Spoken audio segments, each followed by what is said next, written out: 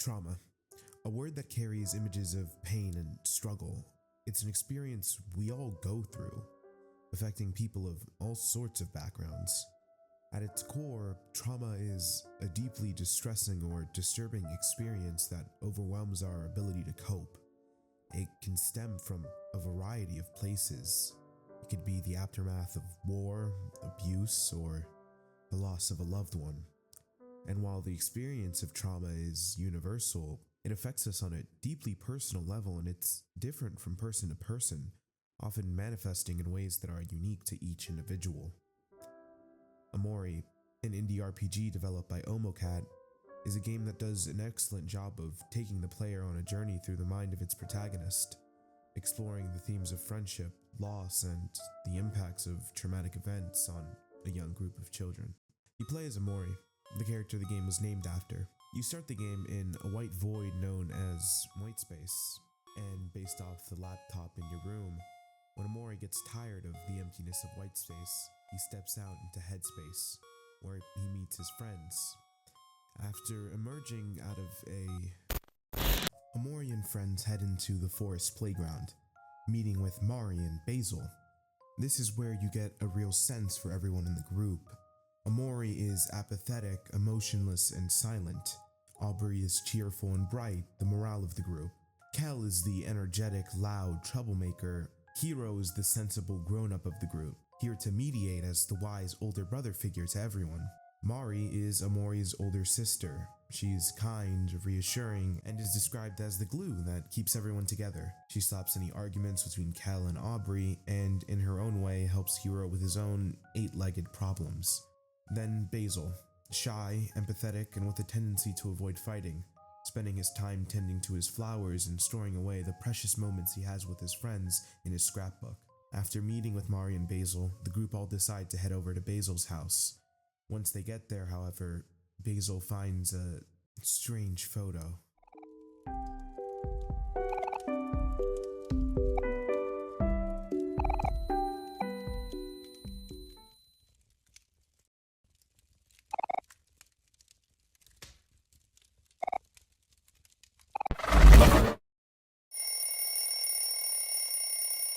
You wake up, not as Omori in Whitespace, but the true protagonist, Sunny.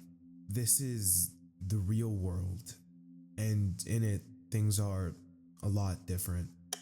Waking up in the middle of the night, Sunny descends the steps down the stairs, but the darkness below him makes it feel like the stairs are going to go down endlessly. Something attacks Sunny. The fear of falling that high terrifies him, but he learns to calm down, adjusting to the dark and seeing he isn't so high after all, conquering his fear of heights. Afterwards, you learn that things have changed within the group. Stepping outside, you realize that they aren't the same characters they were in Headspace. Kel has made new friends.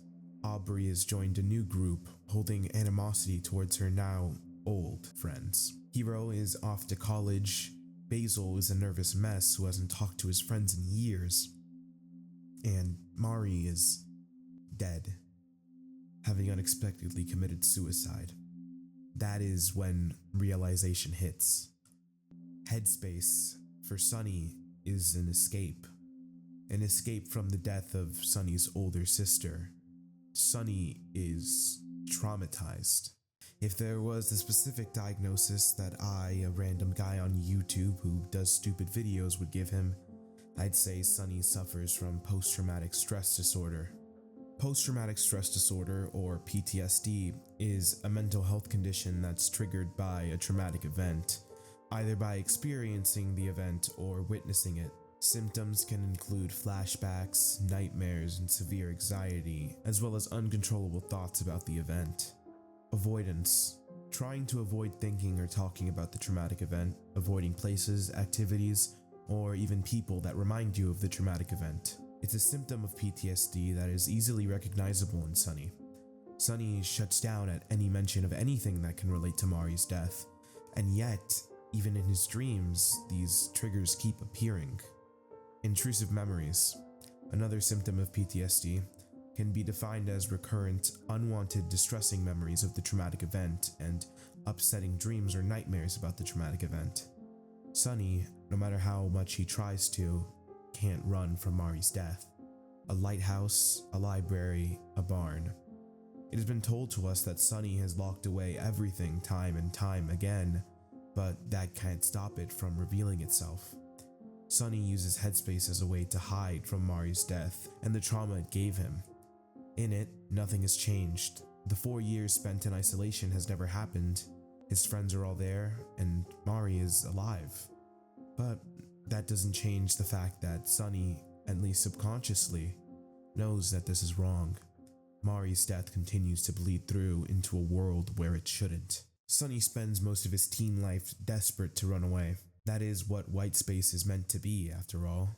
It's a place with nothing, a place where absolutely nothing can hurt him, where nothing can remind him about the terrors happening in his real life. To be in white space is to be nothing, a place to survive, not live. Once again falling asleep, Sunny dips into Headspace. Now, taking control of Omori, he reawakens. The group now decides to search for the missing Basil. He disappears as if the world of Headspace itself is rejecting him. Otherworld is the first location you discover after Sunny learns to face his fear of heights. After climbing an absurdly large ladder, the group arrives on a new planet, Otherworld, and are forced to find a mixtape for would-be pirate now turned heartbroken moody teen Captain Spaceboy in order to question him on Basil's whereabouts. Searching through the junkyard, the group finds the mixtape, but instead angers the now raging Spaceboy into a fight. Even after defeating him, the group gains no information on Basil, but instead, Omori finds a barn in cattle fields, where he finds a noose. After waking up from his dreams, Sunny hears loud banging on the front door, finding Kel, trying one last time to hang out with Sunny before he goes. Sunny, for the first time, opens the door, stepping out of his house for the first time in over 4 years. As the two hang out, they eventually find Basil, who's distressed as Aubrey, of all people, has not only been bullying him, but stole his scrapbook. After confronting her, Aubrey snaps at the two, reminding them that neither of them were there for her for the past 4 years, running off and throwing Basil's scrapbook in the trash, which the two take. Sunny returns home, and after hearing the sound of a spider, becomes terrified. Something, yet again, attacks Sunny.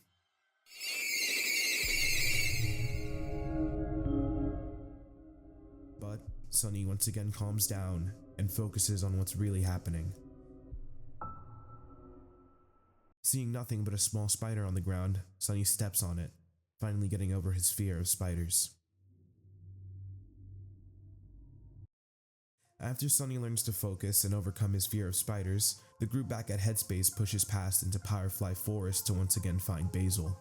Discovering the Sproutmo village, and after some very peculiar love shenanigans, finds themselves watching Sweetheart's quest for hearts.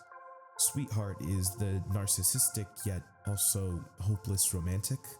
She was the once girlfriend of Captain Spaceboy and the exuberant owner of Sweetheart's castle. Enraged with Hero's, who she fell in love with, lack of compliance, she sends the group to the dungeon.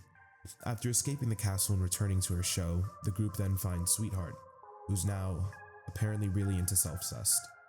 Defeating Sweetheart leads to Captain Spaceboy arriving and professing his undying love, marrying Sweetheart and putting an end to Sweetheart's quest for hearts.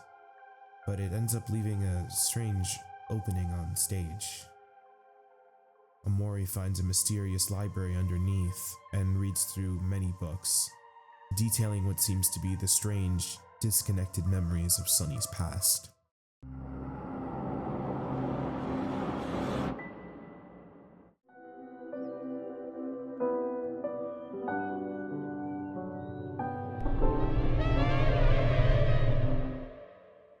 Back in the real world, Kel and Sunny return to their old hangout spot, finding Basil once again distraught at the apparent bullying of Aubrey's group.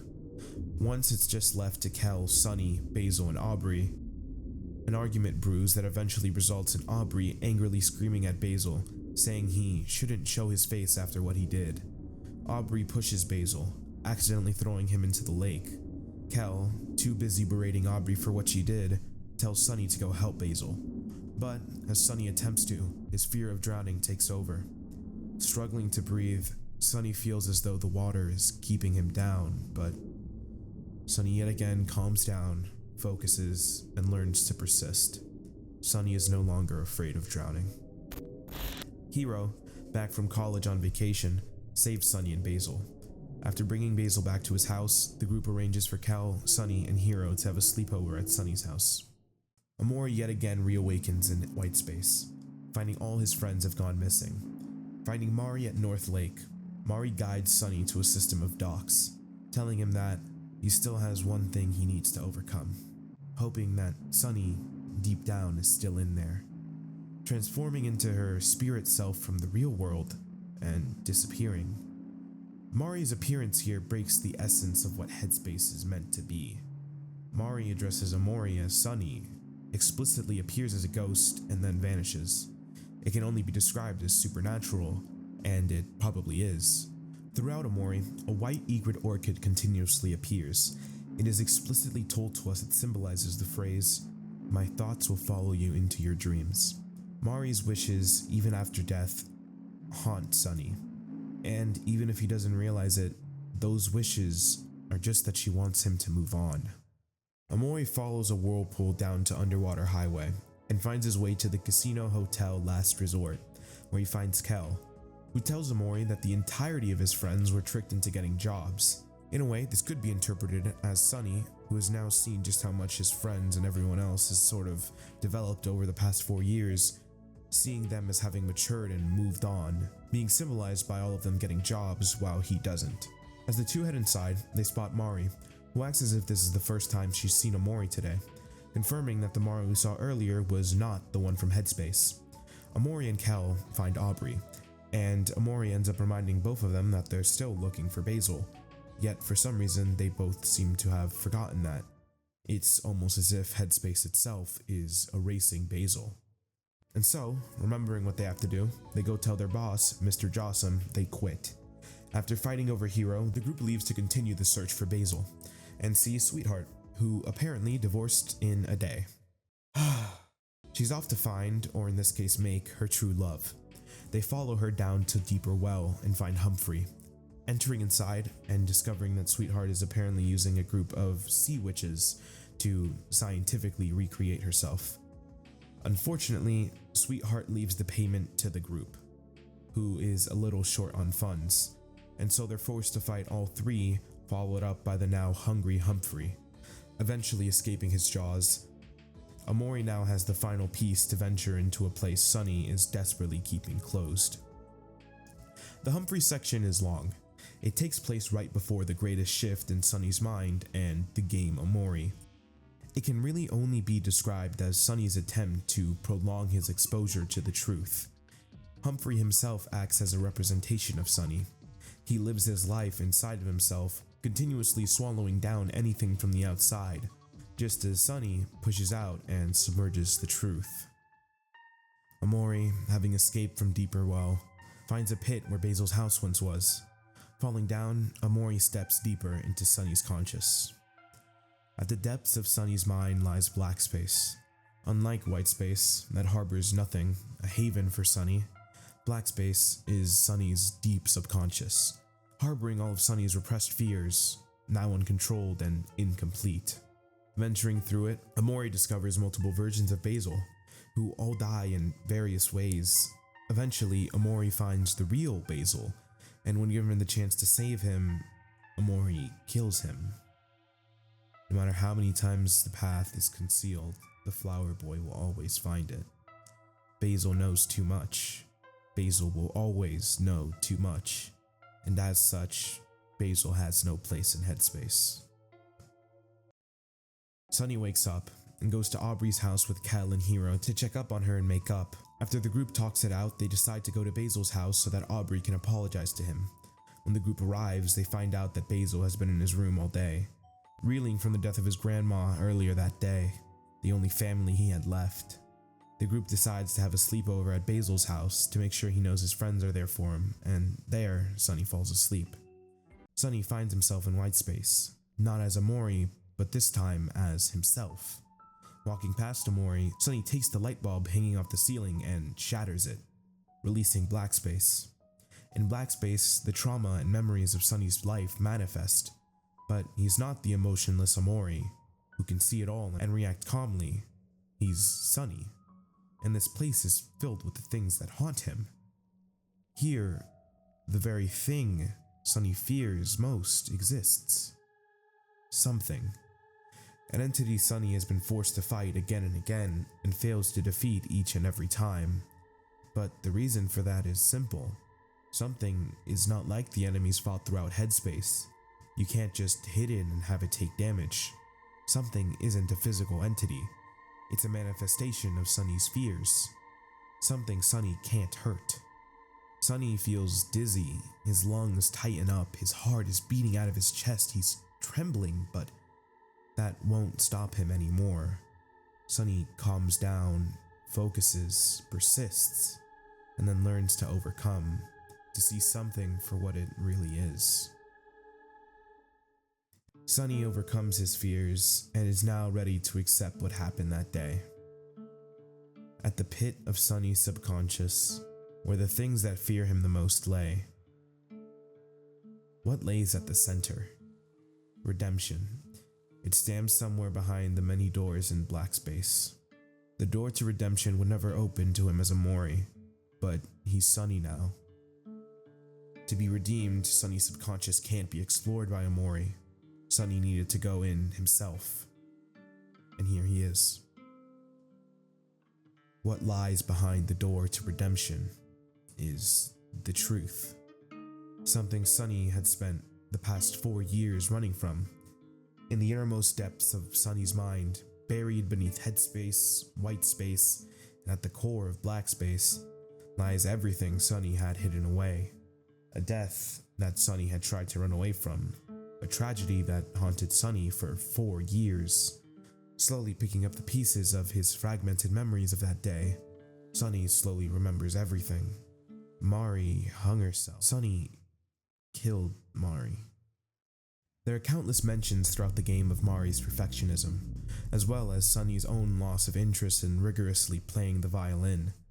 Feeling as though Mari pushed him too much, reaching a breaking point, Sunny throws his violin down the stairs, shattering it and causing an argument.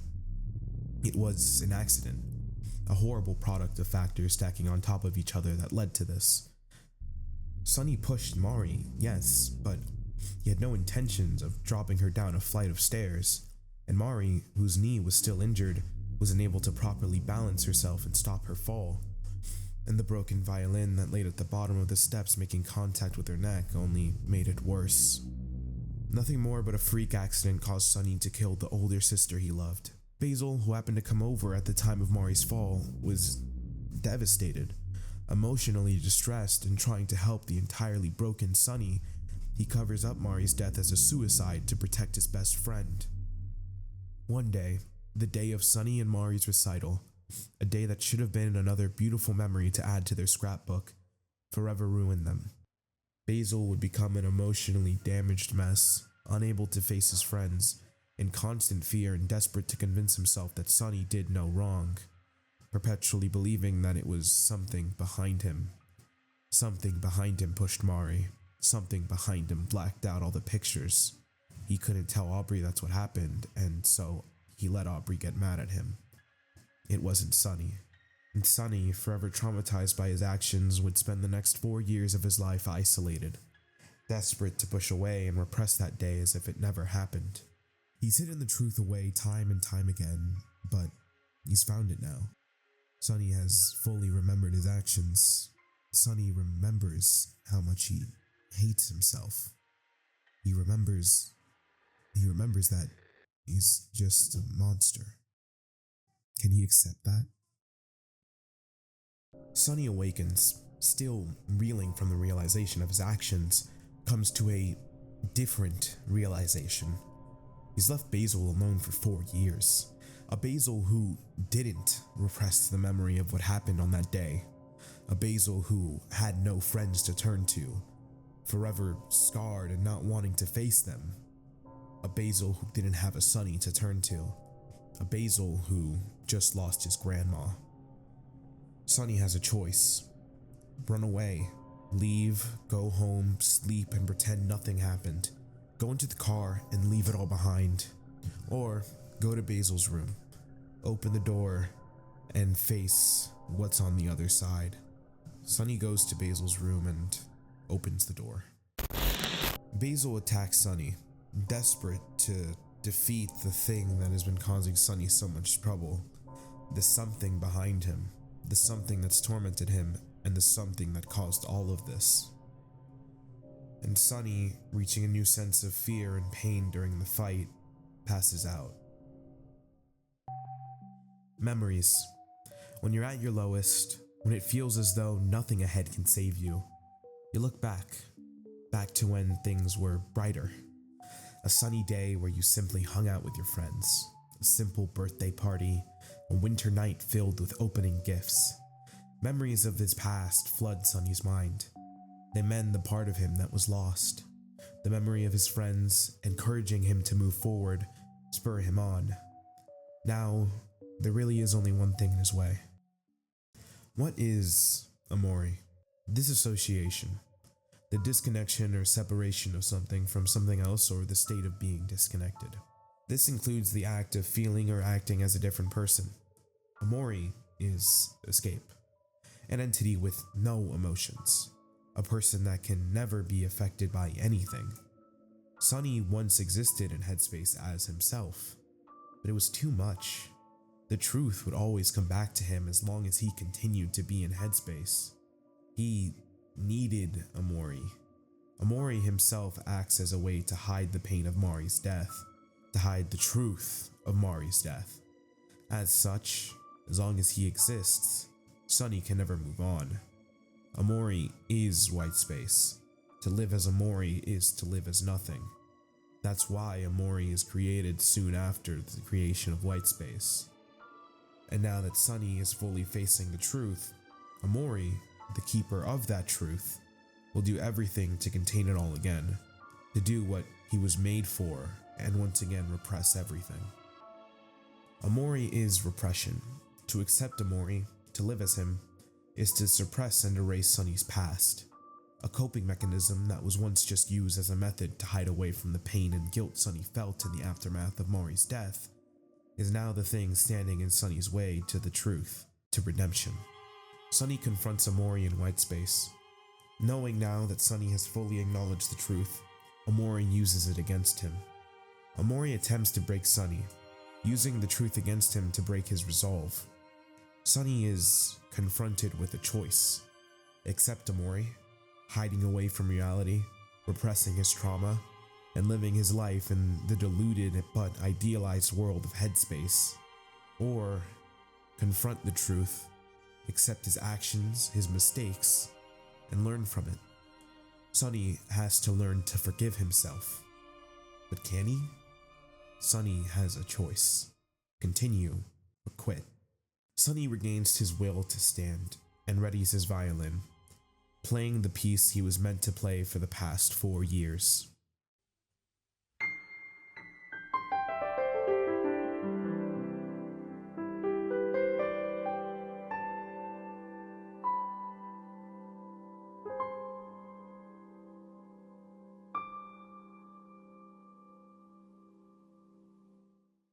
Sunny accepts the truth, and, knowing his sister is always watching over him, learns to forgive himself.